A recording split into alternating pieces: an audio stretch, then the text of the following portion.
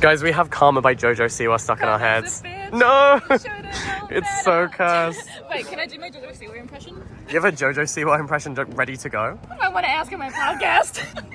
Oh my god.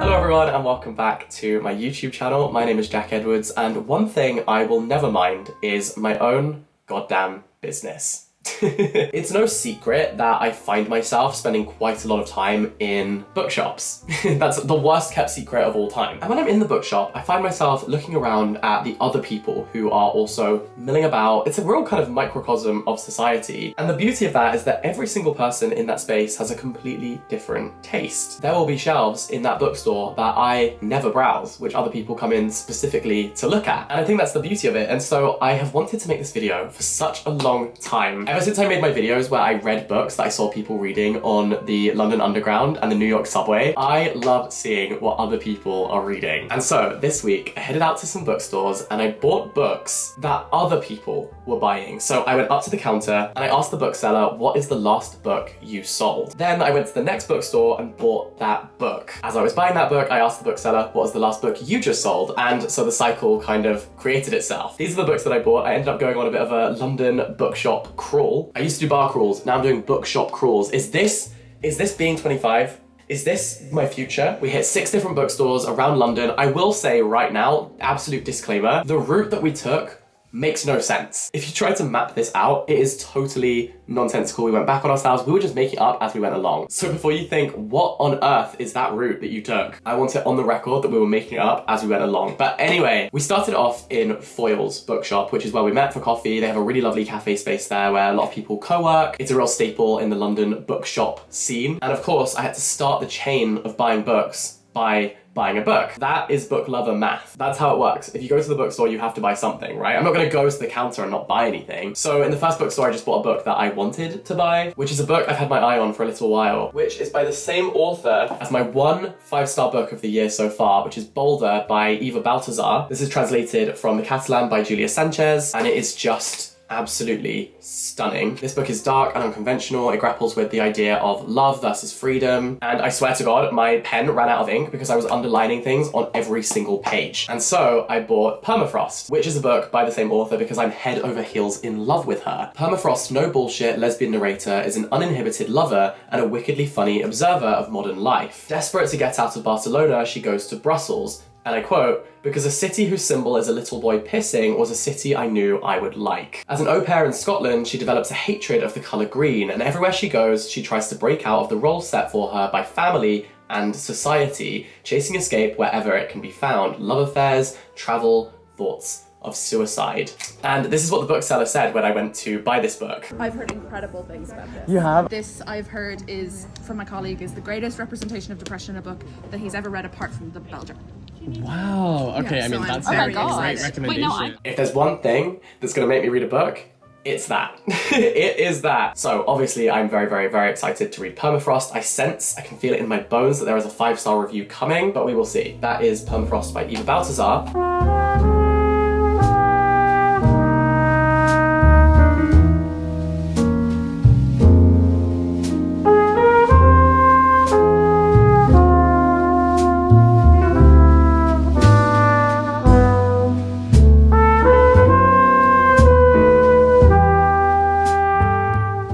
Time to ask the bookseller what the last book they had sold was. Hi, how are you? I'm alright, thank you. How are you? I'm doing great. Can I ask you a weird question? What is the last fiction book that you sold? Sold? Yeah. I just sold a Cormac McCarthy, The Road. The Road? Okay, cool. You're the book talker, right? Yes! Oh my god, stop! Jack, yeah. Oh my god, it's so nice to meet you. Too. Great, thank you so much. No worries. Yeah, I read Boulder and I loved it. Yeah, by this is Eva next Baltasar. on my list. Okay, great. Yeah. Well, we're in it together. Yeah. Thank you, I really appreciate problem. it. Enjoy Thank the you so book. much. Thank you. Bye. So, next we headed to a bookshop called Hatchards.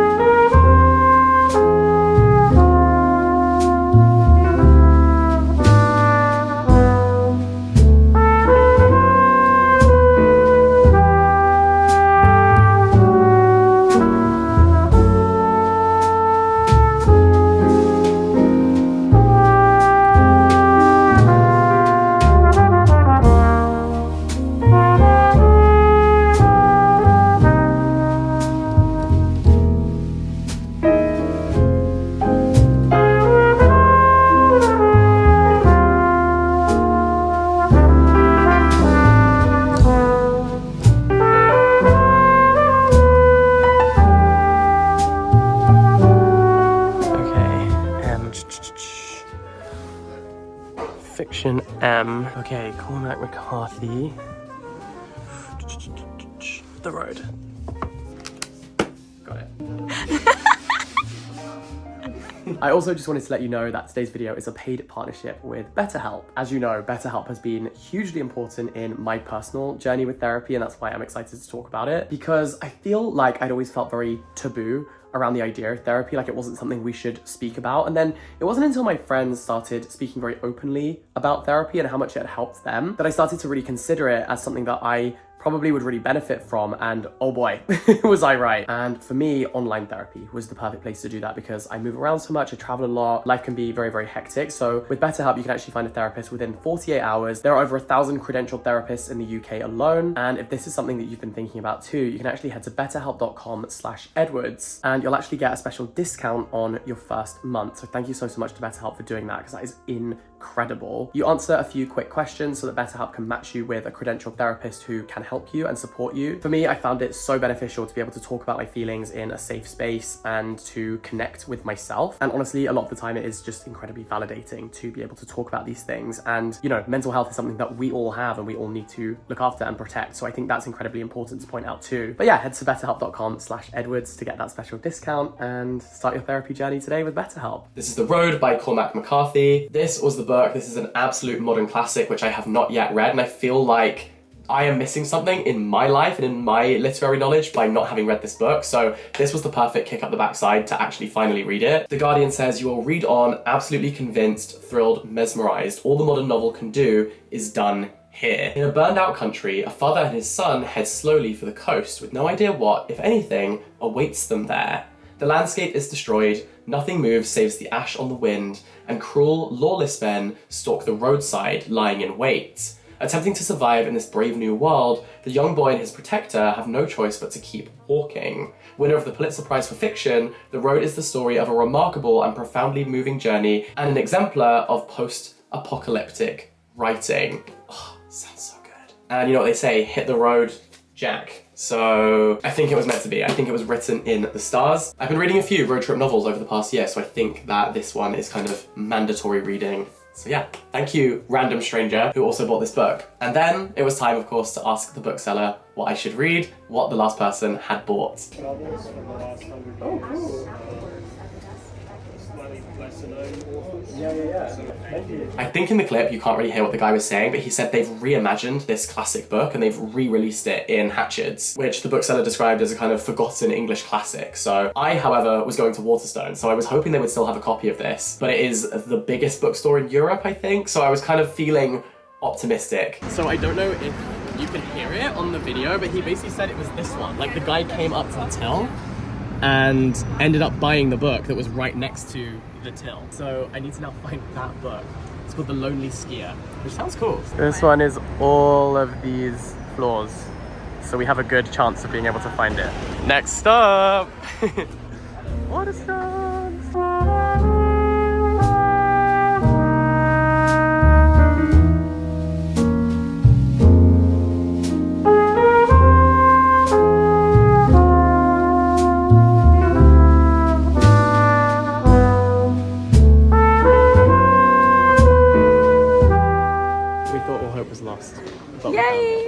So in Waterstones, of course, I did manage to find this book. This is The Lonely Skier by Inez. The description is this. Well, The Independent describes it as a superbly constructed and atmospheric thriller. I don't always love thrillers, so kind of intrigued by this one. It's not something I would have bought for myself, but I do love skiing. So this could be a hidden gem that I wouldn't have bought myself. Because The Road by Cormac McCarthy, I would have bought for myself. This one I wouldn't. So anyway, this is the description. It lies somewhere beneath the snow, high in the Dolomites, Nazi gold, tainted with the blood of murdered men. Only a few know its secrets, and one by one they come in search of it. A hot-tempered Italian, a racketeering pimp, a Greek criminal, a filmmaker, and a hapless writer. Sounds like a dream blunt rotation. Definitely can't say that. Sounds like a dream dinner party. A tense battle of wits leads to an explosive finale in Inez's classic tale of revenge and deadly greed.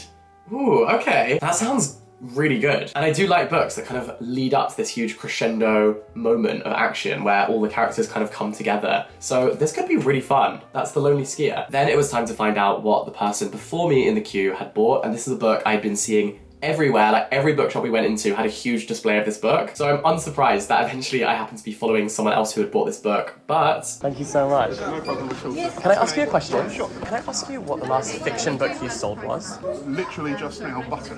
Butter! Oh my gosh, okay, I want to read that book. Okay, I was looking for Very recommendations. keen on it. Okay, cool. That sounds good. Is it Japanese? It is, yes. Yeah, okay. Perfect, thank you so much.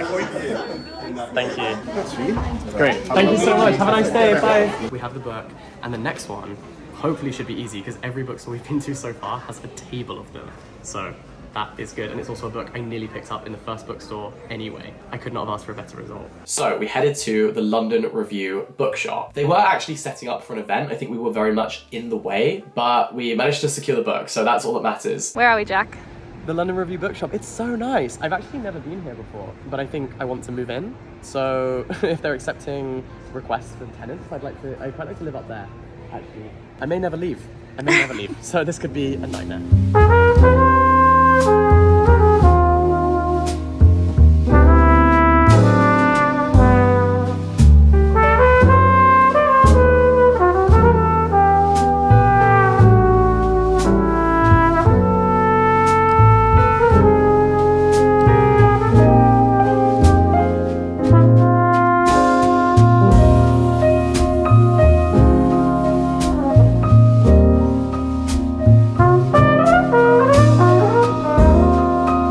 Favorite bookstore that we've been to so far, actually.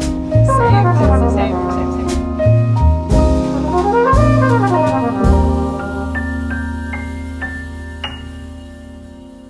This is exciting. This is a good haul. Did you get that? Did you get that? Was he making fun of us? And the book is, of course, Butter by Asako Yuzuki and translated by Polly Barton. Now, you know, I love Japanese fiction, so this is so up my street. This is a book that I have been eyeing up every time I go into the bookshop, especially because it's such a striking cover. So this is the description. A gourmet cook sits in a Tokyo detention house convicted of the serial murders of lonely businessmen who she is said to have seduced with her delicious home cooking. The case has captured the nation's imagination, but she refuses to speak with the press. This is until a journalist writes a letter asking for her recipe for beef stew, and she can't resist writing back. The journalist, the only woman in her news office, works late each night, rarely cooking more than ramen. She hopes their gastronomic exchange will help soften the steely gourmet chef, but it seems that the journalist might be the one changing. With each meal she eats, something is awakening in her body. Might they have more in common than she first thought? A runaway international bestseller inspired by the real case. Oh, this is a real story? This is a vivid, unsettling exploration of misogyny, obsession, romance, and the transgressive pleasures of food in Japan. I mean, come on. It sounds so good. There are two things that I simply cannot tolerate: feminists and margarine. This seems like it's gonna be very tongue-in-cheek, very fun, and I'm now in this weird, accidental, one-sided book club with the other person who bought this in a bookshop this week, who has no idea that I bought this book just because they did. And I also have no idea who they are, so that's weird, that's very odd. It is giving Joe from you, I'm not gonna lie. But anyway, let's not overthink it. Hi, how are you? Can I ask you a weird question? Okay, I'm so sorry. I think that my thumb was covering the microphone in this clip, so it's completely muffled. But the bookseller said the last book they sold was called About Uncle. Oh, really? Okay, I'll have a look at that. Have a browse. Great. Thank you so much. This is a book I'd never heard of, so I was really grateful to track it down. But it is a French book, and I knew that Daunt Books would be the best place to find it because Daunt Books has loads of international fiction. That's kind of what they specialize in, like fiction from all around the world. And of course, it is absolutely stunning. So here is Daunt Books.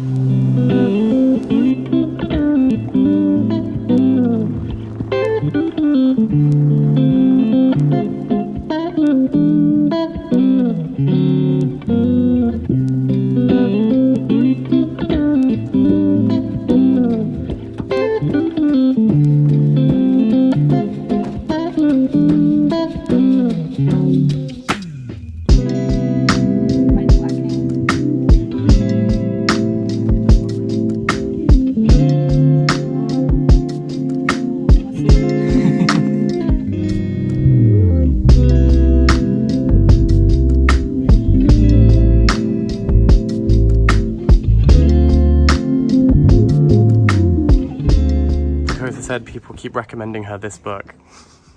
What? And here is the book. This is About Uncle by Rebecca Gisler and translated by Jordan Stump from the original French. I actually started reading this one on the train home, and I don't know if I really was loving it. It's very odd and surrealist, but it was the winner of the Swiss Literature Prize in 2022. This is the description. In a small seaside town on the French coast lives Uncle. He shares his house with his niece and nephew, who look after him when they could be doing something, anything else. A disabled veteran with odd habits, Uncle is prone to drinking, hoarding, and gorging, not to mention the occasional excursion down into the plumbing, where he might disappear for days at a time. As Uncle and his niece are forced ever closer, she becomes attuned to his every move, every bathroom break he takes, every pill he swallows, and unexpectedly finds herself relying on this man, her only companion. I mean, I only managed to read the first 17 pages, but it was very, very bizarre. The tone has this kind of fairy tale essence to it, and I don't know, it's not a book I'm excited to pick up again, I won't lie to you, so this could be a miss rather than a hit, but that is About Uncle. When I was paying in Daunt Books, there was a bit of a queue, so I actually could see the book that was in front of me, and I could see that it was a book by Haruki Murakami. I could recognize these iconic covers anywhere, and I've read a lot of Haruki Murakami, so I thought we were about to hit a dead end where I'd already read the book that the person in front of me was buying, but luckily I hadn't, so this is the book. Thank you. All good, thank you. Which Murakami book was that lady buying? She was buying, it's like his recent one that's like about writing. It's like Oh, really? Novelist, the craft of the novelist. Or Oh, novelist, cool. or something like that, yeah. Oh, that sounds She went good. downstairs in the Japanese section. Oh, cool. Thank you so much. Thank you. Have a nice day. Bye. It is Novelist as a Vocation by Haruki Murakami, which is so great because I am currently working on a novel, and I love reading books where writers talk about the craft of writing, so this, I think, is such a good recommendation for me. I say recommendation like the person in front of me did not recommend it. She was just buying it. And luckily they had 2 copies because I realized that the likelihood of the next bookshop I was going to having this book, stocking this book, was very, very slim. So while I was in Daunt Books, I went and got myself a copy of this. In this engaging book, Haruki Murakami shares his experience as an internationally best-selling author, his thoughts on the role of the novel in our society, his own origins as a writer, and his musings on the sparks of creativity that inspire other writers, artists, and musicians. Readers who have long wondered where the mysterious novelist gets his ideas will be fascinated by this highly personal look at the craft of writing. It's me. That's me that you're talking about. I've read so many Murakami books, and I am fascinated by him as an artist, as a writer, because I don't always agree with the way that he depicts certain characters. I think there's a lot of interesting takes that he has, especially the way that he writes women, can often be a little reductive. So I was intrigued to hear from his mind and be able to kind of read this with through a critical lens, I suppose. So that is Novelist as a Vocation, and then I headed to one of my favourite bookstores in all of London, BookBar. It's kind of just near Finsbury Park. Okay, I am now on a solo mission to go to one of my favourite places in all of London, and it is a book bar called BookBar. 2 of my favourite things, a bookshop and a bar, all in one place. So that is a must. Also, look at the cherry blossom.